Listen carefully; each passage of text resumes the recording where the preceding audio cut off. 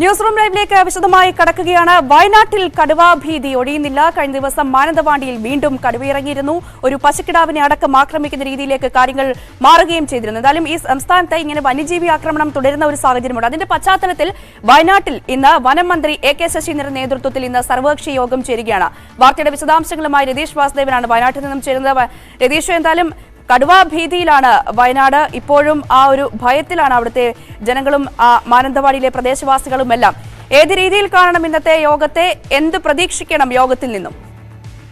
രഞ്ജിനി, തീർച്ചയായും വളരെ ആകാംക്ഷയോടെയാണ് വനം വകുപ്പ് മന്ത്രിയുടെ ഈ യോഗത്തെ കർഷകരും ജനങ്ങളൊക്കെ കാണുന്നത്. കാരണം കടുവ ഭീതിയിലായിട്ട് ആഴ്ചകളായി. ഇപ്പോൾ ഒരു കടുവയെ പിടികൂടിയ ഉടനെ തന്നെ മറ്റൊരിടത്ത് ഒരു കടുവ ഇറങ്ങിയിരിക്കുന്നു, വളർത്തുമൃഗത്തെ ആക്രമിച്ചു കൊന്നിരിക്കുന്നു. ഇതെല്ലാം സാധാരണഗതിയിൽ വനംവകുപ്പിന് പ്രാഥമികമായി ചെയ്യാനുള്ളതുപോലെ കൂട് വെക്കുക, കൂട് വെച്ച് പിടിച്ച് അതിനെ മാറ്റുക തുടങ്ങിയ സാമ്പ്രദായിക കാര്യങ്ങളാണ്. പക്ഷേ ഇതുകൊണ്ട് അവസാനമില്ല. ഇതിനൊരു ശാശ്വത പരിഹാരം വേണമെന്ന ആവശ്യമാണ് ഇപ്പോൾ എല്ലാ ഭാഗത്തുനിന്നും ഉയരുന്നത്. വനവും നാടും തമ്മിൽ വേർതിരിക്കുക എന്നത് ഒക്കെ വർഷങ്ങളായി പറയുന്ന കാര്യങ്ങളാണെങ്കിലും അതൊന്നും നടപ്പിലായിട്ടില്ല. ശാസ്ത്രീയമായി ഒരു പഠനം, പ്രായോഗികമായി എങ്ങനെ ഇതൊക്കെ നടപ്പാക്കാമെന്നുള്ള വലിയ തരത്തിലുള്ള ഒരു പഠനവും ഇടപെടലും ഉണ്ടെങ്കിൽ മാത്രമേ ഈ പ്രശ്നം ശാശ്വതമായി പരിഹരിക്കാൻ കഴിയൂ. മന്ത്രിയുടെ നേതൃത്വത്തിലുള്ള യോഗത്തിൽ എത്തരത്തിലായിരിക്കും ആ കാര്യം ചർച്ച ചെയ്യുക എന്ന് മനസ്സിലായിട്ടില്ല. എന്തായാലും വളരെ പൊടുന്നനെയൊന്നും ഈ പ്രശ്നത്തിന് ശാശ്വത പരിഹാരം കണ്ടെത്താൻ വനം വകുപ്പിനോ സർക്കാരിനോ ഒന്നും കഴിയില്ല എന്നതും മറ്റൊരു സത്യമാണ്. എന്തായാലും കടുവ ഭീതി ഒഴിയുന്നില്ല. ഇലാക്കാവിൽ ഇപ്പോൾ കൂട് സ്ഥാപിച്ച് RRT സംഘം അവിടെ നിലയുറപ്പിച്ചിരിക്കുകയാണ്. എന്തായാലും വളരെ വൈകാതെ തന്നെ കൂടുതൽ കടുവ കയറും, ആ പ്രദേശത്തെ ഭീതി ഒഴിവാക്കാൻ കഴിയുമെന്നൊക്കെയാണ് വനംവകുപ്പിന്റെ കരുതൽ. എന്നാലും ഈ വിഷയത്തിൽ വലിയ തരത്തിലുള്ള ചർച്ചയും പഠനവും ഒക്കെ തന്നെ വേണ്ടിവരും ശാശ്വതമായ പരിഹാരത്തിന് എന്നത് ഉറപ്പാണ്. കാരണം ദിനവും കാട്ടാനയും കടുവയും ഇറങ്ങുമ്പോൾ തുരത്തുക, പിടികൂടുക തുടങ്ങിയ കാര്യങ്ങൾ എപ്പോഴും പ്രായോഗികമല്ല. അതുകൊണ്ട് തന്നെ വലിയ തരത്തിലുള്ള പ്രതിഷേധങ്ങൾക്ക് ഇനി വരും ദിവസങ്ങളിൽ ഒരുപക്ഷെ ഇനിയും ഒരു വന്യമൃഗമോ മറ്റോ ജനവാസ കേന്ദ്രത്തിൽ ഇറങ്ങിയാൽ ഉണ്ടാകാൻ സാധ്യതയുണ്ട്. അതൊക്കെ തന്നെ വനം വകുപ്പും സർക്കാരും കാണുന്നുണ്ട്. അത്തരത്തിൽ ഗൗരവത്തിലുള്ള ഒരു ഇടപെടലിനായിരിക്കാം ഒരുപക്ഷെ ഇന്ന് സർവകക്ഷി യോഗത്തിന് തുടക്കമാവുക എന്ന് കരുതുന്നു. എന്തായാലും 10 മണിക്കാണ് കളക്ടറേറ്റിൽ സർവകക്ഷി യോഗം വിളിച്ചിട്ടുള്ളത്. എന്തായാലും അതിന്റെ വിശദാംശങ്ങൾ വരുമ്പോൾ മാത്രമേ അത്തരം ഒരു ചർച്ചയിലേക്കും സാധ്യതയിലേക്കും ഒക്കെ നമുക്ക് പോകാൻ കഴിയുള്ളൂ. എന്തായാലും കടുവഭീതി, വന്യമൃഗത്തിന്റെ ഭീതി വയനാട്ടിന്റെ ഗ്രാമങ്ങളിലും നഗരങ്ങളിലൊന്നും ഒഴിയുന്നില്ല എന്നതാണ് യാഥാർത്ഥ്യം. എന്തായാലും ചർച്ച അത്തരം പ്രശ്നങ്ങൾ പരിഹരിക്കുന്നതിലേക്ക് നയിക്കുമെന്ന് നമുക്ക് കരുതാം. എന്തായാലും 10 മണിക്കാണ് ചർച്ച തുടങ്ങുന്നത്. തീർച്ചയായും എന്തായാലും സർവകക്ഷി യോഗം 10 മണിയോടുകൂടി ആരംഭിക്കും. കടുവാ ഭീതി ഒഴിയുന്നില്ല വയനാട്ടിൽ. ഇന്നിപ്പോൾ വനം മന്ത്രിയുടെ അധ്യക്ഷതയിൽ അവിടെ സർവകക്ഷി യോഗം നടക്കുന്നുണ്ട്. എന്ത് തീരുമാനം യോഗത്തിൽ ഉണ്ടാകുമെന്നതാണ് ഈ വാർത്തയുമായി ബന്ധപ്പെട്ട് എടുത്തു കാണേണ്ട തീരുമാനം. വാർത്തയുടെ വിശദാംശങ്ങളാണ് രതീഷ് വാസുദേവൻ അവിടെ നിന്നും പങ്കുവച്ചത്. പാലക്കാട്ടേക്ക് പോവുകയാണെങ്കിൽ പാലക്കാട് ധോണിയിൽ ജനവാസ മേഖലയിൽ ഇറങ്ങിയ PT-7 ഇറങ്ങുന്നത് പതിവാക്കിയിരിക്കുകയാണ്. കഴിഞ്ഞ ദിവസം രാത്രിയും PT-7 ഈ ജനവാസ മേഖലയിലെ പെരുന്തുരുത്തി കളത്തിൽ ഇറങ്ങിയിരുന്നു. കാട്ടാനയെ RRTയും നാട്ടുകാരും ചേർന്ന് കാട് കയറ്റുകയും ചെയ്തു. എന്തായാലും PT-7 പിടികൂടണമെന്ന ആവശ്യം ഈ മേഖലയിൽ ശക്തമാവുകയാണ് നിലവിൽ. വാർത്തയുടെ വിശദാംശങ്ങളുമായി പ്രസാദ് ഉടുമ്പശ്ശേരി ചേരുന്നു. പ്രസാദ്, ഈ PT-7 ഈ ധോണിയിലെ ജനവാസ മേഖലയിൽ ഇറങ്ങുന്നത് ഇങ്ങനെ പതിവാക്കിയിരിക്കുകയാണ്. എല്ലാ ദിവസവും ഇറങ്ങുന്നുണ്ട്. RRT സംഘവും നാട്ടുകാരും ചേർന്ന് തിരികെ കാട്ടിലേക്ക് അയക്കുന്നതും നമ്മൾ എല്ലാ ദിവസവും ഒരു പതിവ് കാഴ്ചയായി നിലവിൽ മാറിയിരിക്കുകയാണ്. എന്താണ് കൂടുതൽ വിശദാംശങ്ങൾ? PT-7 പിടികൂടാനുള്ള നടപടിക്രമങ്ങളൊക്കെ ഏത് രീതിയിലാണ് നിലവിൽ പുരോഗമിക്കുന്നത്? രഞ്ജിനി, PT-7 പിടികൂടാൻ വൈകുന്നതിൽ പ്രതിഷേധം ഉയർന്നു കഴിഞ്ഞു. നാളെ BJPയുടെ നേതൃത്വത്തിൽ രാവിലെ 6 മുതൽ വൈകിട്ട് 6 വരെ ഹർത്താൽ പ്രഖ്യാപിച്ചിട്ടുണ്ട്. അതോടൊപ്പം നാട്ടുകാരുടെ ഭാഗത്തു നിന്നും വലിയ പ്രതിഷേധങ്ങൾ ഉയർന്നു തുടങ്ങിയിട്ടുണ്ട്. കഴിഞ്ഞ കുറെ നാളുകളായി PT-7 ഈ പ്രദേശത്തിറങ്ങുകയും കൃഷി നശിപ്പിക്കുകയും ചെയ്തു. ഇന്നലെയും ഇതിന് സമാനമായ സാഹചര്യങ്ങൾ തന്നെയാണ് ഉണ്ടായിട്ടുള്ളത്. നെൽകൃഷിയാണ് ഏറെയും നശിപ്പിച്ചിട്ടുള്ളത്. അതോടൊപ്പം തന്നെ കപ്പകൃഷിയും നശിപ്പിച്ചതായി നാട്ടുകാർ പറയുന്നു. രാത്രി പോലും പുറത്തിറങ്ങാൻ കഴിയാത്തൊരു സാഹചര്യം. ഇനിയും കാത്തിരിക്കാനാവില്ല. എത്രയും വേഗം PT-7 മയക്കുവെടി വെച്ച് പിടികൂടി തളയ്ക്കണം എന്നതാണ് നാട്ടുകാരെല്ലാം തന്നെ പറയുന്നത്. വയനാട് നിന്നുള്ള ദൗത്യസംഘം മയക്കുവെടി വെക്കാനുള്ള വിദഗ്ധ സംഘം എത്തിയാൽ ഉടൻ നടപടി ആരംഭിക്കുമെന്ന് വനംവകുപ്പും അറിയിച്ചിട്ടുണ്ട്. അതിന്റെ കൂട് നിർമ്മാണമെല്ലാം തന്നെ പൂർത്തിയായിട്ടുണ്ട്. ദൗത്യസംഘം എത്തുക എന്നത് മാത്രമാണ്. ദൗത്യസംഘം എത്തിക്കഴിഞ്ഞാൽ എത്രയും വേഗം പിടികൂടാൻ കഴിയുമെന്ന് വനംവകുപ്പും പറയുന്നു. കഴിഞ്ഞ കുറെ നാളുകളായി ഇക്കാര്യം വനംവകുപ്പ് ആവർത്തിക്കുന്നുണ്ടെങ്കിൽ പോലും ഇനി നടപടിയിലേക്ക് കടക്കണം എന്നൊരു ആവശ്യമാണ് ഉയർന്നിട്ടുള്ളത്.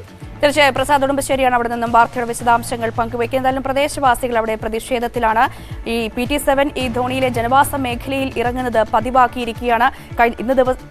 ഇന്ന് രാവിലെയും ഇങ്ങനെ PT-7 ആ മേഖലയിൽ ഇറങ്ങിയിരുന്നു. RRT സംഘവും നാട്ടുകാരും ചേർന്ന് ആനയെ തിരികെ വനത്തിലേക്ക് തുരത്തുകയും ചെയ്തു. എന്തായാലും പെട്ടെന്ന് തന്നെ PT-7നെ പിടികൂടാനുള്ള നടപടിക്രമങ്ങൾ അവിടെ പുരോഗമിക്കുകയാണ്. അങ്ങനെ ആനയെ പിടികൂടുമെന്ന് നമുക്ക് പ്രതീക്ഷിക്കാം. മറ്റൊരു വാർത്തയിലേക്ക് പോകുമ്പോൾ കൊല്ലം ആര്യങ്കാവിൽ കഴിഞ്ഞ ദിവസം തമിഴ്നാട്ടിൽ നിന്നും എത്തിയ 15,000 ലിറ്ററോളം പാൽ പിടികൂടിയിരുന്ന പാലിൽ ഹൈഡ്രജൻ പെറോക്സൈഡിന്റെ സാന്നിധ്യമുണ്ട് എന്ന് അന്ന് പരിശോധന നടത്തിയ ഭക്ഷ്യസുരക്ഷാ വകുപ്പ് വിലയിരുത്തിയിരുന്നു. തീർച്ചയായും ഈ വാർത്തയിലേക്ക് മടങ്ങിയെത്താം. അതിനു മുമ്പ് ധോണിയിലെ കാട്ടാനശല്യവുമായി ബന്ധപ്പെട്ട മറ്റൊരു വാർത്തയിലേക്കാണ്. ധോണിയിൽ കാട്ടാനശല്യം ജനജീവിതത്തെ വലിയ തോതിൽ ബാധിച്ചതായി നാട്ടുകാർ പറയുന്നു. PT-7 ഇറങ്ങിയത് മൂലം പരീക്ഷയ്ക്ക് പോകാൻ കഴിയാത്ത ദുരിതത്തിലായ ഉദ്യോഗാർത്ഥിയാണ് അശ്വതി. പ്രസാദ് ഉടുമ്പശ്ശേരിയുടെ ആ റിപ്പോർട്ട് കാണാം. ധോണിയിൽ കുറേ നാളുകളായി കാട്ടാന അവിടുത്തെ ജനങ്ങളുടെ എല്ലാ ജീവിതത്തെ വലിയ തോതിൽ ബാധിച്ചുകൊണ്ടിരിക്കുകയാണ്. പലപ്പോഴും കൃഷി നാശം വലിയ തോതിൽ ഉണ്ടാകുന്നു. അതോടൊപ്പം തന്നെ രാത്രി ഉറങ്ങാൻ കഴിയുന്നില്ല. എല്ലാ മേഖലയിലും അവരുടെ ജീവിതവുമായി ബന്ധപ്പെട്ടുകൊണ്ടുള്ള എല്ലാ പ്രശ്നങ്ങളിലും ഈ എല്ലാ വലിയ പ്രതിസന്ധി നേരിടുന്നു എന്നുള്ളതാണ്. നമ്മളോടൊപ്പം ഒരാൾ ചേരുന്നുണ്ട്. അവർക്ക് അവരുടെ ഒരു അനുഭവം ഇന്ന് വ്യത്യസ്തമാണ്. കൃഷി ഒന്നുമല്ല, അവരുടെ ജോലിയുമായി ബന്ധപ്പെട്ട ഒരു കാര്യം, ജോലിയുടെ ഇന്റർവ്യൂവിന് പരീക്ഷയ്ക്ക് പോകാൻ പറ്റാത്തൊരു പ്രശ്നമാണ്. എന്താ പേരെന്താ? അശ്വതി. എന്താ അശ്വതി സംഭവിച്ചെന്ന് പറയാമോ? അത് എനിക്ക് കഴിഞ്ഞ മാസമായിരുന്നു ഒരു SSCയുടെ എക്സാം ഉണ്ടായിരുന്നു തൃശ്ശൂർ ജ്യോതി ടവറിൻ്റെ അവിടെ. പക്ഷെ അത് 8 മണിക്കായിരുന്നു റിപ്പോർട്ടിംഗ് ടൈം. അപ്പോൾ ഇവിടെ നിന്ന് ഒരു 5 മണിക്കൊക്കെ പോകേണ്ടി വരുമായിരുന്നു. പക്ഷെ ഇവിടെ ആനയാണ്. അപ്പോൾ റോട്ടിലൊക്കെ പോകുമ്പോൾ ഫ്രണ്ടിൽ വന്ന് നിൽക്കുന്നു പറഞ്ഞിട്ട് പേടിച്ചിട്ട് പോകാതിരുന്നു. ഈ സാധാരണഗതിയിൽ തലേദിവസമൊക്കെ അന്ന് രാവിലെ പോയാൽ മതി എന്നുള്ളതുകൊണ്ടാണ് തലേദിവസം പോകാതിരുന്നത് അല്ലേ? അതെ, അന്ന് രാവിലെ 5 മണിക്ക് പോയാൽ കറക്റ്റ് ടൈമിൽ അവിടെ എത്തുമായിരുന്നു. പക്ഷെ പോയില്ല, ആന കാരണം പോയി. അന്ന് രാവിലെ പുലർച്ചെ ആന ഇറങ്ങി. പുലർച്ചെ ആ സമയത്തായിരുന്നു റോഡിലൂടെയൊക്കെ ആന വന്നുകൊണ്ടിരുന്നത്. അപ്പം അതുകൊണ്ട് പേടിച്ചിട്ട് പോകാൻ പറ്റിയില്ല. പരീക്ഷയ്ക്ക് നല്ല തയ്യാറെടുപ്പൊക്കെ നടത്തിയിരുന്നു. ഉണ്ടായിരുന്നു. ഇനി കുഴപ്പമില്ല, ഇനി വേറെ പരീക്ഷയ്ക്കും. പരീക്ഷ എഴുതാൻ കഴിയാത്ത പ്രശ്നമുണ്ട്. അന്നുണ്ടായിരുന്നു. ഇപ്പൊ പിന്നെ അടുത്ത പരീക്ഷയ്ക്കുള്ള വലിയ പ്രശ്നമാണോ ഇവിടെ ആന ഇറങ്ങുന്നത്? ഇപ്പൊ കൊറേ ആയിട്ട് നല്ല പ്രശ്നമാണ്. ദിവസം ഇറങ്ങും. നിങ്ങളെ വീടിന്റെ പരിസരത്തൊക്കെ ഇറങ്ങാറുണ്ട്. അശ്വതിയുടെ അച്ഛനും കൂടി ചേരുന്നുണ്ട് നമ്മളോടൊപ്പം. ഇതിപ്പോ കുറെ നാളുകളായോ ഇവിടെ ഇത്തരത്തിൽ? കുറേ നാളായിട്ട് ഇങ്ങനെ ശല്യമുണ്ട്. ഒരിക്കൽ വന്നിട്ട് നമ്മുടെ കിണറ്റ് തട്ടിയിട്ടുണ്ടായിരുന്നു. ആന കരിങ്കല്ലും കൊണ്ട് കെട്ടിയ കിണറ്റായിരുന്നു. അതിനെ തട്ടിയിട്ട് ഉള്ളിലേക്ക് വിട്ടു, കിണറ്റിൻ്റെ ഉള്ളിലേക്ക് വിട്ടു. പിന്നെ അതിനെയൊക്കെ വിട്ട് ശരിയാക്കി. പിന്നെ ഒരു ദിവസം നമ്മുടെ വീട്ടിൻ്റെ അടുത്തൂടെ വന്നു, ചക്കയൊക്കെ വലിച്ചു തന്നു. കൃഷിയൊക്കെ ആളുകൾ കുറഞ്ഞല്ലേ? കൃഷിയൊക്കെ ആ ഭാഗത്തൊന്നും കൃഷി ആരും ചെയ്യണില്ല, തരിച്ചിടുകയാണ്. അപ്പോൾ ഞങ്ങളുടെ ഭാഗത്താണ് ഇങ്ങനെ ചെയ്യാറുള്ളത്. അപ്പോൾ ഞങ്ങളൊന്നും അതേമാതിരി നിർത്തേണ്ടി വരും തോന്നുന്നുണ്ട്. ഈ മകളുടെ പരീക്ഷയ്ക്ക് പോകാൻ പറ്റാത്ത സാഹചര്യമൊക്കെ നമുക്കൊരു ജോലി കിട്ടാൻ വേണ്ടിയിട്ടാണല്ലോ ഇങ്ങനെ ആക്കണത്. കുട്ടിയാണെങ്കിൽ പഠിക്കാൻ നല്ല താല്പര്യമുള്ളതാണ്. പക്ഷേ ജോലി കിട്ടാൻ വേണ്ടിയിട്ട് നമ്മൾ പോകാൻ പറ്റില്ല. പറഞ്ഞാൽ എന്ത് ചെയ്യും? തീരെ പ്രതീക്ഷിക്കാതാണ് അന്ന് ആന ഇറങ്ങിയത്. അല്ല, അത് അന്ന് റോട്ടിൽ കൂടെ ആനകൾ വരുന്നുണ്ട്. കോളേജിൻ്റെ അതിൽ കൂടെയൊക്കെ ആനകൾ നിറയെ വരുന്നുണ്ട്. അപ്പോൾ നമുക്ക് ഇവിടുന്ന് പോകാൻ ബുദ്ധിമുട്ടാണ്. യാതൊരു നിവൃത്തി ഉണ്ടായിരുന്നില്ല. ശ്രമിച്ചിരുന്നു എങ്ങനെയെങ്കിലും പോകാൻ നോക്കി, പക്ഷേ പറ്റിയില്ല. അത്രയും തീരെ വാഹനമൊന്നും കടത്തിവിടാൻ പറ്റില്ല സാഹചര്യം. ഇതാണ് ഒരു കുടുംബത്തിന്റെ അനുഭവമാണ്. കാരണം അവർക്കൊരു പരീക്ഷ എഴുതാൻ പോലും കഴിഞ്ഞില്ല എന്നുള്ളതാണ്. തീരെ അപ്രതീക്ഷിതമായി അന്ന് പുലർച്ചെ ആന ഇറങ്ങുകയും പിന്നീട് പോകാൻ കഴിയാതെ വരികയും ആ പരീക്ഷയിൽ പിന്നീട് പങ്കെടുക്കാൻ പറ്റാത്ത സാഹചര്യമുണ്ടായി. ഇതുപോലെ അനുഭവങ്ങളുള്ള നിരവധി ആളുകൾ ഇവിടെയുണ്ട്. കൃഷി നശിക്കുന്നു, അതോടൊപ്പം തന്നെ അവരുടെ ജീവിതവുമായി ബന്ധപ്പെട്ട ജോലി സംബന്ധമായ പരീക്ഷകൾക്കോ അല്ലെങ്കിൽ അത്തരം കാര്യങ്ങൾക്കൊന്നും പോകാൻ പറ്റാതെ അത്രയേറെ ദുരിതത്തിൽ കഴിയുന്നു എന്നുള്ളതാണ് ഇതെല്ലാം വ്യക്തമാക്കുന്നത്. എത്രയും വേഗം PT-7നെ പിടികൂടുക എന്നുള്ളത് തന്നെയാണ് എല്ലാവരും ആവശ്യപ്പെടുന്നത്. പാലക്കാട് ധോണിയിലെ PT-7 ഇങ്ങനെ ദിവസവും ഇറങ്ങുന്നു. അതുമായി ബന്ധപ്പെട്ടുള്ള പ്രദേശവാസികളുടെ ആശങ്കയും അവരുടെ അനുഭവവുമാണ് നമ്മൾ കണ്ടത്. മറ്റൊരു വാർത്തയിലേക്ക് വരുമ്പോൾ കൊല്ലത്ത് നിന്നാണ്. കൊല്ലത്ത് കഴിഞ്ഞ ദിവസം 15,000ഓളം ലിറ്റർ പാലാണ് ആര്യങ്കാവിൽ നിന്നും പിടികൂടിയത്. അതിൽ ഹൈഡ്രജൻ പെറോക്സൈഡിന്റെ സാന്നിധ്യമുണ്ട് എന്നാണ് അന്ന് ക്ഷീരവികസന വകുപ്പ് പരിശോധിച്ചപ്പോൾ കണ്ടെത്തിയത്. എന്നാൽ ഇപ്പോൾ കഴിഞ്ഞ ദിവസം ഭക്ഷ്യസുരക്ഷാ ലാബിൽ പരിശോധന നടത്തുകയും അതിൽ ഹൈഡ്രജൻ പെറോക്സൈഡിന്റെ സാന്നിധ്യമില്ല എന്ന് സ്ഥിരീകരിക്കുന്ന സാഹചര്യത്തിലേക്ക് കാര്യങ്ങൾ മാറുകയും ചെയ്തു. ആ വാർത്തയുടെ വിശദാംശങ്ങളുമായി ഷാനോസ് ഡേവിഡ് കൊല്ലത്ത് നിന്നും ചെയ്യുന്നുണ്ട്. ഷാനോസ്, എങ്ങനെ കാണണം ഈ റിപ്പോർട്ടിനെ? പ്രത്യേകിച്ചും അന്ന് തന്നെ ക്ഷീരവികസന വകുപ്പ് മന്ത്രി ജെ ചിഞ്ചുറാണി വ്യക്തമാക്കിയതാണ് 6 മണിക്കൂറിന് ശേഷം പരിശോധിച്ചാൽ ഒരുപക്ഷെ ഈ ഹൈഡ്രജൻ പെറോക്സൈഡിന്റെ സാന്നിധ്യം കണ്ടെത്താൻ കഴിയില്ല എന്നുള്ളത്. അതിനുശേഷമുള്ള റിപ്പോർട്ടാണ്, അതിനുശേഷമാണ് ഈ പരിശോധന നടന്നിട്ടുള്ളത്. എങ്ങനെയാണ് കാണേണ്ടത്? രഞ്ജിനി, അന്ന് റിപ്പോർട്ട് ചെയ്ത വാർത്തയിൽ ഏറ്റവും പ്രധാനപ്പെട്ട കാര്യം എന്ന് പറയുന്നത് 6 മണിക്കൂർ എന്ന് പറയുന്ന ഒരു നിശ്ചിത സമയമാണ്. ആ സമയം കഴിഞ്ഞാൽ ഈ ഹൈഡ്രജൻ പെറോക്സൈഡ് എന്ന് പറയുന്ന രാസപദാർത്ഥം പാലിൽ കലർത്തിയത് കണ്ടെത്താൻ കഴിയില്ല എന്നുള്ളതായിരുന്നു. അത് അങ്ങനെ തന്നെ സംഭവിച്ചു എന്ന് വേണം ഈ റിപ്പോർട്ട് വരുമ്പോൾ നമ്മൾ മനസ്സിലാക്കാൻ. അതായത് ക്ഷീരവികസന വകുപ്പ് രാവിലെ 5:30 നടത്തിയ പരിശോധന ഇത് പിടികൂടുന്നു. അതിനുശേഷം അവിടെ വെച്ച് പരിശോധിക്കുന്നു, ഇതിൽ ഹൈഡ്രജൻ പെറോക്സൈഡ് ഉണ്ടെന്ന് ഉറപ്പിക്കുന്നു. അതിനുശേഷമാണ് ഇതിന്റെ സാമ്പിൾ തിരുവനന്തപുരത്തെ ലാബിലേക്ക് അയച്ച് ഭക്ഷ്യസുരക്ഷാ വകുപ്പ് ഇത്തരമൊരു പരിശോധന നടത്തുന്നത്.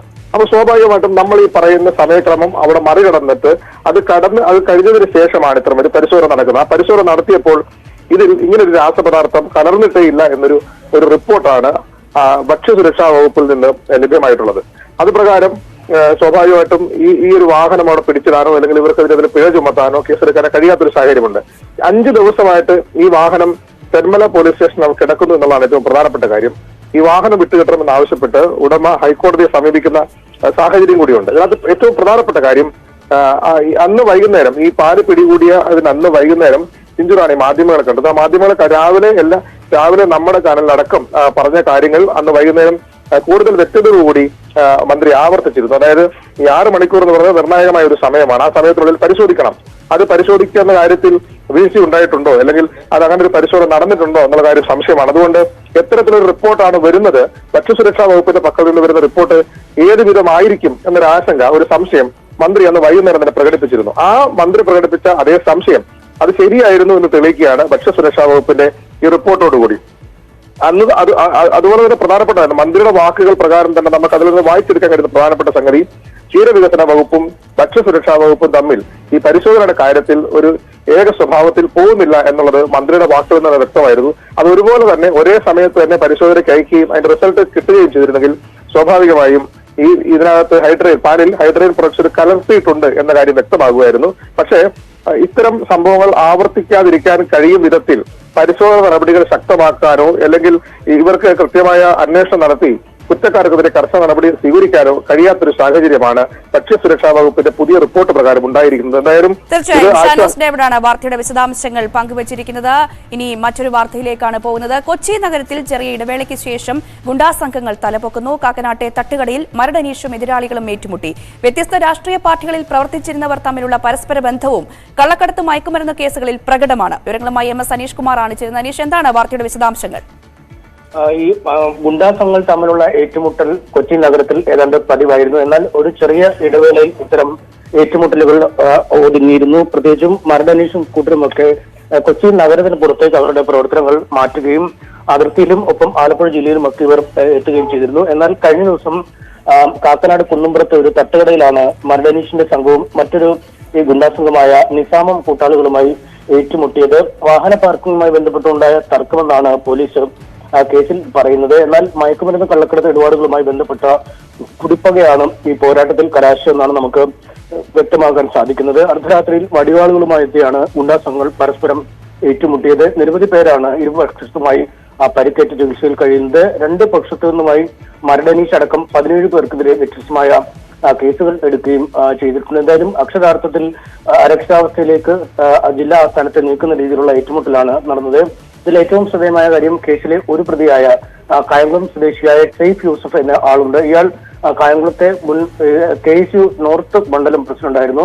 കോൺഗ്രസ് നേതാക്കളായ K. സുധാകരൻ, ഉമ്മൻചാണ്ടി എന്നിവരുമായി ബന്ധം ഉണ്ട് എന്ന് വ്യക്തമാക്കുന്ന ഫോട്ടോകളും മറ്റുമൊക്കെ ഇയാളുടെ ഫേസ്ബുക്കിൽ നിരന്തരം പോസ്റ്റ് ചെയ്തുകൊണ്ടിരിക്കുന്ന ആളുമാണ്. ഒപ്പം ഈ കോൺഗ്രസിന്റെ സജീവ പ്രവർത്തകനായി ആ സ്ഥലത്ത് നിൽക്കുകയും ഈ ഷുഹൈബ് വധക്കേസിലെ പ്രതിയായ സ്വർണ്ണക്കടത്ത് കള്ളക്കേസിലെ പ്രതിയും മുൻ DYFI പ്രവർത്തനമൊക്കെയായ ആകാശ് തെലങ്കേരിയുമായി ഇയാൾക്ക് അടുത്ത ബന്ധമുണ്ടെന്ന് വ്യക്തമാക്കുന്ന ചിത്രങ്ങളും പുറത്തു വന്നിട്ടുണ്ട്. ശരി, എന്തായാലും കൊച്ചി നഗരത്തിൽ ഗുണ്ടാ സംഘങ്ങൾ സജീവമാകുന്നു എന്ന റിപ്പോർട്ടാണ് MS അനീഷ് കുമാർ കൊച്ചിയിൽ നിന്നും പങ്കുവച്ചത്. ഇനിയൊരു ഇടവേളയാണ്. വാർത്തകൾ തടസ്സമില്ലാതെ News 18 യൂട്യൂബ് ചാനലിൽ കാണാം.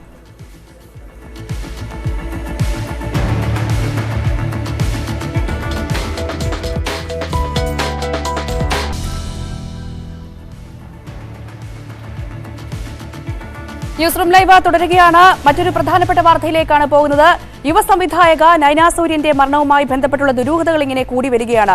ഈ മരണസമയത്ത് നയന ധരിച്ചിരുന്ന വസ്ത്രങ്ങൾ ഇപ്പോൾ കാണാനില്ല എന്നാണ് ഏറ്റവും അവസാനമായി പുറത്തുവരുന്ന റിപ്പോർട്ടുകൾ. മ്യൂസിയം പോലീസ് സ്റ്റേഷനിലേക്ക് കോടതി കൈമാറിയതാണ് ഈ തെളിവുകൾ. പക്ഷേ അതിപ്പോൾ കാണാനില്ലെന്നാണ് ഏറ്റവും ഒടുവിൽ ഇതുമായി ബന്ധപ്പെട്ട് പുറത്തുവരുന്ന വാർത്തകൾ. വാർത്തയുടെ വിശദാംശങ്ങളുമായി ഉമേഷ് ബാലകൃഷ്ണനാണ് ചേരുന്നത്. ഉമേഷ്, ഈ കേസുമായി ബന്ധപ്പെട്ടുള്ള ദുരൂഹത ഇങ്ങനെ കൂടി വരികയാണ്. കേസിലെ ഏറ്റവും നിർണായക തെളിവുകളിൽ ഒന്നാണ് ഇപ്പോൾ കാണാതായിട്ടുള്ളത്. എങ്ങനെ കാണണം? മറ്റ് വിശദാംശങ്ങൾ എങ്ങനെയാണ്? തുടക്കം മുതൽ ഈ വിഷയവുമായി ബന്ധപ്പെട്ട് പോലീസിന്റെ ഭാഗത്തുനിന്ന് വലിയ വീഴ്ചകൾ ഉണ്ടായിരുന്നു.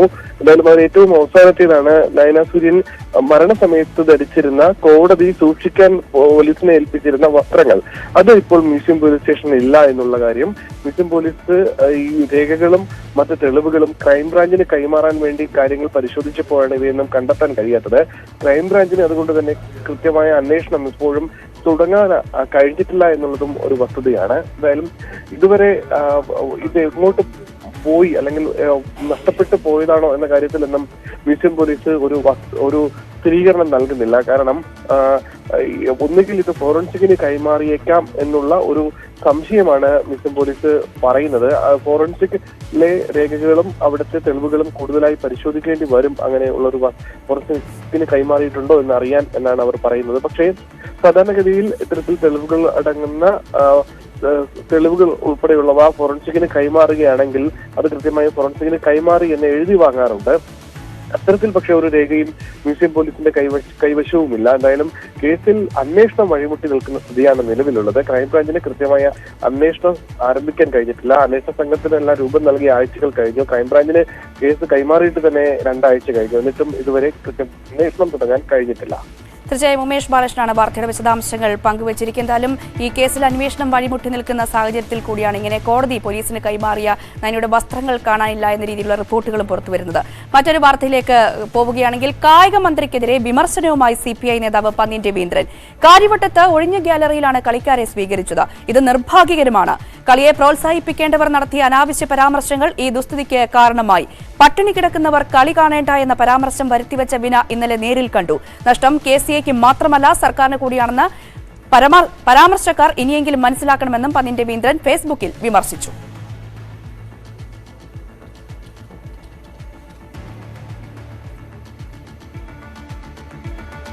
ന്യൂസ് റൂം ലൈവ് ഇവിടെ പൂർണ്ണമാവുകയാണ്. നമസ്കാരം.